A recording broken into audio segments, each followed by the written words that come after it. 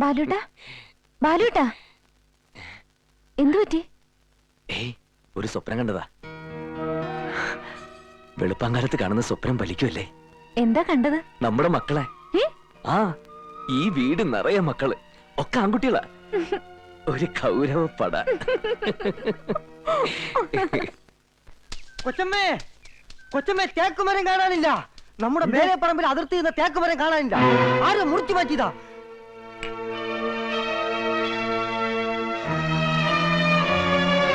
മരം വെട്ടിയെടുത്തിട്ട് അധികം നാളായിട്ടില്ല. ഉടനെ പോലീസ് അറിയിച്ചാൽ തുമ്പ് കിട്ടും. തേക്ക് മരത്തിന്റെ തുമ്പ് കിട്ടിയിട്ട് എന്ത് ചെയ്യാനാ? പോയത് പോയില്ലേ, ഇനി ഇതും പറഞ്ഞ് ബഹളം വെക്കണ്ട. ആഹാ, അങ്ങനെ അങ്ങ് വിടാനൊക്കോ? എത്ര രൂപയുടെ മുതലാ? ആദ്യം കള്ളരാണെന്ന് അറിയണം, എന്നിട്ട് പോലീസിൽ പരാതിപ്പെടാം. അതെ, അച്ഛനൊന്ന് മഷിയിട്ട് നോക്ക്. ആ,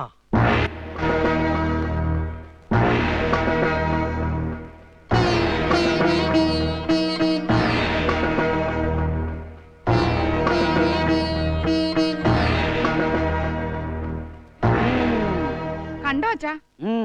പരശുരാമനെയാണ് ഞാൻ കണ്ടത്. കയ്യിൽ മഴുവേന്തി നിൽക്കുന്ന പരശുരാമൻ. അപ്പോ ആയുധവുമായി ബന്ധമുള്ള ആരോ ആണ് വോട്ടിച്ചിരിക്കുന്നത്.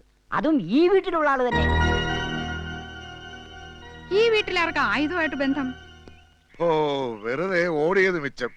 ഒരു കൊളക്കോഴിയെ പോലും കിട്ടിയില്ല. ആ, പഴയ ഉന്നമൊക്കെ പോയി.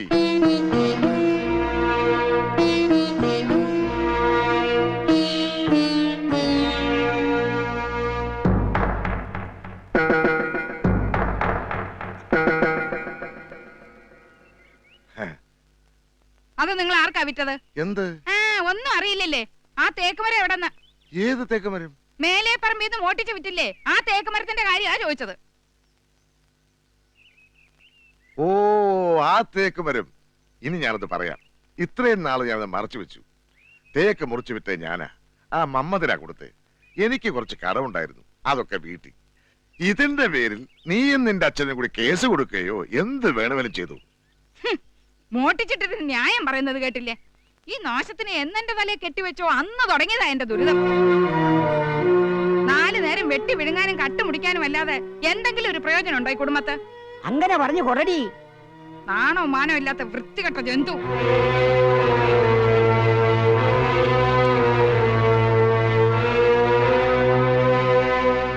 മോൾ ഇതൊന്നും കണ്ട് പേടിക്കണ്ട. ഇതിവിടെ എന്നും നടക്കാറുള്ള കലാപരിപാടികളാ.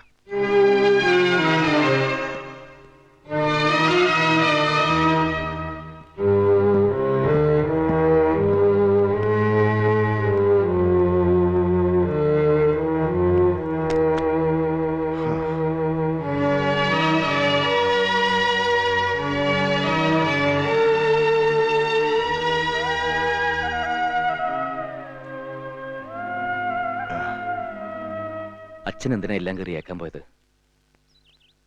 ആ മരം മുറിച്ചു വിറ്റത് ഞാനാ. അറിയാം.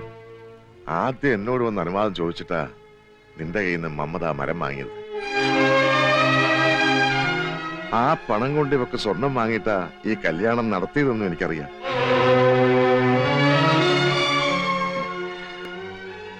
അതെങ്ങാ ഞാൻ പറഞ്ഞാൽ പിന്നെ നിനക്കും ഇവക്കും ഇവിടെ മനസ്സമാധാനമായിട്ട് കഴിയാൻ പറ്റുമെന്ന് വിചാരിക്കുന്നുണ്ടോ? ഇപ്പോ എനിക്കിത്തിരി ചീത്ത കേട്ടതേ ഉള്ളൂ. അത് സാരമില്ല.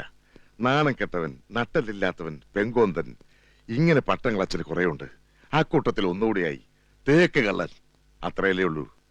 നിങ്ങൾ സമാധാനമായിട്ട് കഴിഞ്ഞാൽ മതി മക്കളെ. അത് കണ്ടാ മതി അച്ഛനെ.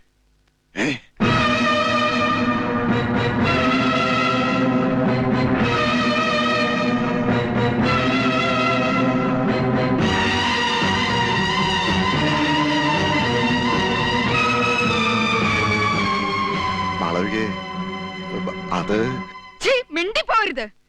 എല്ലാരും കൂടെ എന്നെ പറ്റിക്കായിരുന്നില്ലേ? എന്നെ പൊട്ടിയാക്കിയിട്ട് ഒരുത്തി ഇവിടെ വാരാന്ന് വിചാരിക്കണ്ട. നീ എന്തിനുള്ള പുറപ്പാടാ? എവിടെ തന്തയില്ലേ? ആ തെണ്ടി പരീക്ഷയുടെ മുഖത്ത് നോക്കി 4 ആട്ടാട്ടാൻ പോവാ. 8ഉം പൊട്ടും തിരിയാത്ത എന്റെ മോനെ പറ്റിച്ചിട്ടാണോ ഇവളെ കെട്ടിലമ്മ ചമയിച്ച് ഇങ്ങോട്ട് വിട്ടതെന്ന് എനിക്കവിടെ മുഖത്ത് നോക്കി ചോദിക്കണം. ഇല്ല, എന്നെ കൊന്നാലും ഞാൻ മാറില്ല. ഇവൾ ഒരു തെറ്റും ചെയ്തിട്ടില്ല. ഇവളുടെ വീട്ടുകാരൻ നിരപരാധികളാ. എല്ലാം ഞാൻ ചെയ്തത്. പപ്പൻ ഇവിടെ കല്യാണാലോചനയുമായിട്ട് വന്നു തന്നെ ഞാൻ പറഞ്ഞിട്ടാ.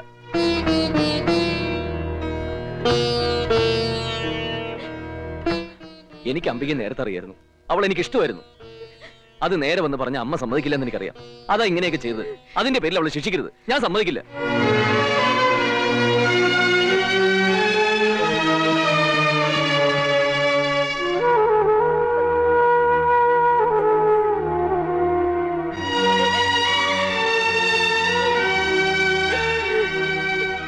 ഞാൻ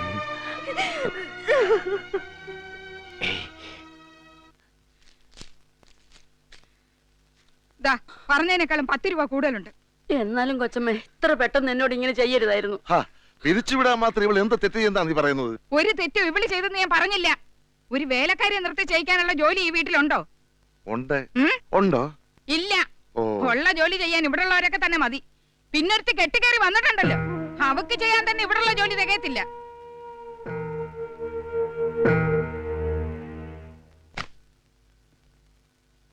ഓ, അടുക്കളപ്പണി ഇനിയും തീർന്നില്ലേ? അതൊന്ന് വേഗം തീർത്തിട്ട് ഈ തുണിയൊക്കെ ഒന്ന് ചൂടുവെള്ളത്തിൽ ഇടാൻ.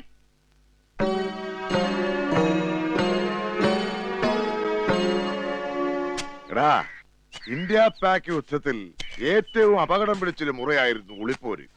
ഇന്നത്തെ ഈ അമ്മായിയമ്മ പോരുമായിട്ട് തുലച്ചു നോക്കുമ്പോ അതൊന്നുമല്ലായിരുന്നു. ഈ സാറ് എന്നെയും തല്ലു ഒളിക്കുന്നാ തോന്നണത്.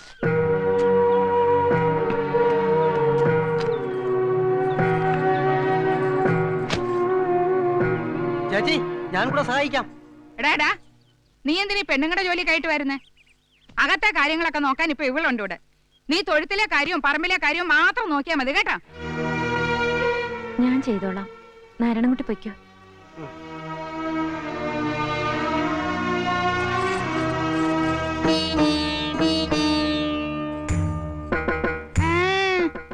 ഈ സ്വർണ്ണമൊന്നും ഇട്ടോണ്ട് അടുക്കളയിൽ നിൽക്കണ്ട.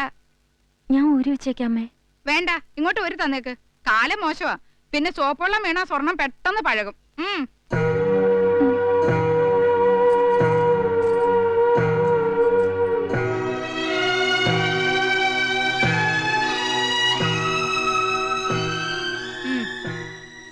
പിന്നെ ഇതൊക്കെ ഇട്ടോണ്ട് ഞെളിഞ്ഞു നടക്കാനുള്ള യോഗ്യതയൊന്നും ഇല്ലല്ലോ. കേട്ടോ നാരായണൻകുട്ടി, പറമ്പിൽ നിൽക്കുന്ന തടിയുടെ മേലെ എപ്പോഴും ഒരു കണ്ണ് വേണം. നാളെ ഇനി വല്ല തറവാട്ടുകാരും ബംഗ്ലാവ് വെച്ചൊന്നും വരുവേ.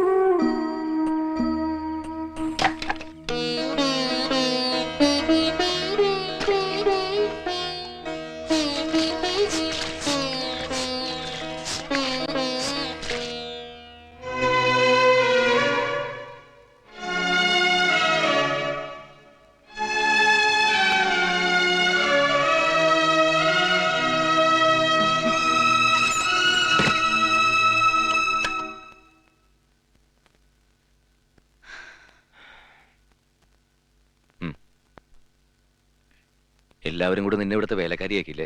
ഏയ്, ബാലുവേട്ടന് എന്തു പറ്റി? വീട്ടു ജോലി ചെയ്താ വേലക്കാരിയാവോ? ഇതൊക്കെ ഞാൻ എന്റെ വീട്ടിലും ചെയ്യുന്നതല്ലേ. അതൊന്നുമല്ല, ഞാൻ കാണുന്നുണ്ട് പലതും. ഞാൻ കാരണം നീയെ ഇത് കയ്യിലിട്ടോ. അയ്യോ വേണ്ട, ഇതൊന്നും വേണ്ട. വേണം, എന്റെ ഒരു സന്തോഷത്തിനാ. വെറുതെ ഇങ്ങനെ മനസ്സ് വിഷമിപ്പിക്കണ്ട. ഈ അടുക്കള കാര്യങ്ങളിലൊന്നും തലയിടാൻ വേണ്ട. ഇതൊക്കെ ഞങ്ങൾ പെണ്ണുങ്ങൾ നോക്കിക്കോളാം. ആ സിഗരറ്റ് കളഞ്ഞേക്ക്. സിഗരറ്റ് കളയടോ.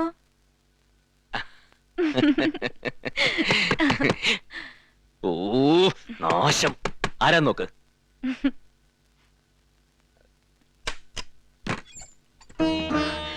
സന്ധ്യ ആകുന്നതിനും പകത്ത് കയറി കഥടച്ചാൽ എങ്ങനെയാ?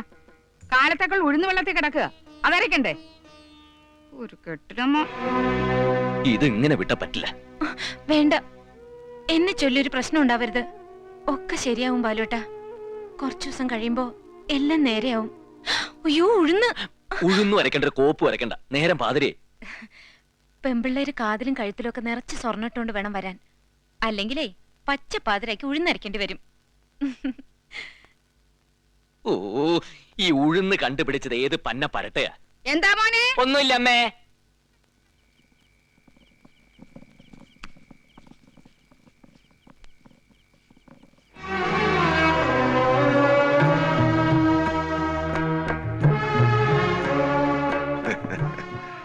എനിക്കറിയാം നിന്നെ ഉഴുന്നരയ്ക്കാൻ അവൾ അയക്കുമെന്ന്. വേണ്ടച്ച, അച്ഛൻ പോയി കിടന്നോളൂ. ഇതൊക്കെ ഞാൻ ചെയ്തോളാം. മോളെ, നിന്നെ കൊണ്ട് ഈ കല്ലൊന്ന് തിരിക്കാൻ പോലും കഴിയില്ല. അതുമല്ല, എന്നെപ്പോലൊരു പെങ്കോന്ത ഭർത്താവിന് ഇതിലും നല്ലൊരു പണി വേറെ ഉണ്ടോ?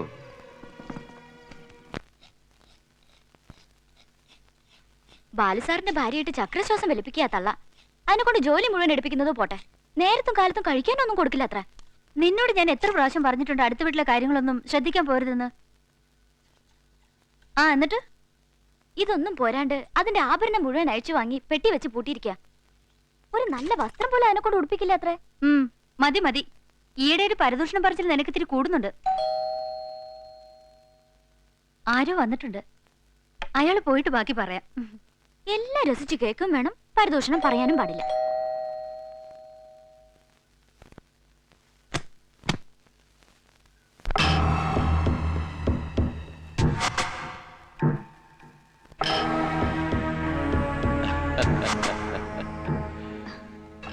ആരാ? ഞാനോ? ഞാൻ നമ്പ്യാതിരി, രാജശേഖരൻ നമ്പ്യാതിരി. പത്മരാജനല്ലേ ഇവിടെ? പപ്പേട്ടൻ ഓഫീസിൽ പോയിരിക്കുക. അപ്പൊ ഫ്രിഡ്ജ് ഉണ്ട്, TV ഉണ്ട്, VCR ഉണ്ട്. വാഷിംഗ് മെഷീൻ ഇല്ലേ ഇവിടെ? ഇല്ല. എന്താ കാര്യം? പറയാം. വാഷിംഗ് മെഷീനോ കുക്കിംഗ് റേഞ്ചോ ആഭരണങ്ങളോ കാഞ്ചീപുരം പട്ടുസാരിയോ എന്ത് വേണമെങ്കിൽ നമ്പ്യാതിരി വാങ്ങിത്തരാം. പകരം എനിക്ക് യാതൊരു ഉപകാരവും ചെയ്തു തരണ്ട. എന്നെ ഉപദ്രവിക്കരുതെന്ന് കുട്ടിയുടെ ഹസ്ബൻഡിനോട് പറഞ്ഞാൽ മാത്രം മതി. നിങ്ങൾ ആരാ? എനിക്ക് മനസ്സിലായില്ല. മനസ്സിലാക്കി തരാം. കേട്ടോ കുഞ്ഞെ, ഈ പത്രത്തിൽ ഒരു പരസ്യമുണ്ട്. നാട്ടുകാരുടെ കണ്ണിലുണ്ണിയായ CI രാമമൂർത്തിയെ നടു റോഡിലിട്ട് വെട്ടിക്കൊന്നു. പോലീസ് സേന പോലും ഈ കേസിന് നേരെ കണ്ണടച്ചിരിക്കുന്ന സാഹചര്യത്തിൽ ഈ കൊലപാതകത്തിന് പിന്നിലെ കറുത്ത കൈകളെക്കുറിച്ച് ഒരു അന്വേഷണ റിപ്പോർട്ട് ഉടൻ പ്രസിദ്ധീകരണം ആരംഭിക്കുന്നു. തയ്യാറാക്കുന്നത് പത്മരാജൻ. ശരിയാ, CI രാമമൂർത്തി നാട്ടുകാരുടെ കണ്ണിലുണ്ണിയായിരുന്നു. പക്ഷെ അവൻ എന്റെ കണ്ണിക്കാരനായിരുന്നു. നിഷേധിയാ, പറഞ്ഞാ കേക്കില്ല. എത്ര പണം വേണമെങ്കിലും കൊടുക്കാമെന്ന് ഞാൻ പറഞ്ഞതാ. പക്ഷെ അതൊന്നും അവന് വേണ്ട. എന്നെ അറസ്റ്റ് ചെയ്താൽ മാത്രം മതി. പാവം, അവനെ ആരോ കൊന്നു. നടു റോഡിലിട്ട് കഷ്ണം കഷ്ണമായി വെട്ടി നുറുക്കി കൊന്നു. ലക്ഷക്കണക്കിന് മുടക്കിയിട്ടാ ഞാൻ ആ കേസ് തേച്ചു മാച്ച് കളഞ്ഞത്. അതിപ്പോ അന്വേഷിച്ച് പത്രത്തിൽ കൊടുക്കേണ്ട വല്ല കാര്യമുണ്ട്? ഈ കുറ്റാന്വേഷണമൊക്കെ പോലീസുകാർ ചെയ്തോളും കുഞ്ഞെ. അതിന് പത്മരാജൻ വേണ്ട. അവന്റെ അന്വേഷണവും റിപ്പോർട്ട് ഉണ്ടാക്കലും ഒക്കെ നിർത്തുന്ന നല്ലതെന്ന് പറഞ്ഞേക്ക്. ഇനി ഇത് എഴുതിയേ അടങ്ങുമെന്ന് വാശിയാണെങ്കിൽ ഈ നമ്പ്യാതിരി ഒരു ദുഷ്ടന. ദേഷ്യം വന്നാ കൊന്നുകളയും. അതൊന്ന് അവനെ പറഞ്ഞ് മനസ്സിലാക്കേണ്ട കടമ മോൾക്ക. കാരണം ഇത്ര ചെറുപ്പത്തിലേ വിധവയാകേണ്ടി വരിക എന്നൊക്കെ പറഞ്ഞ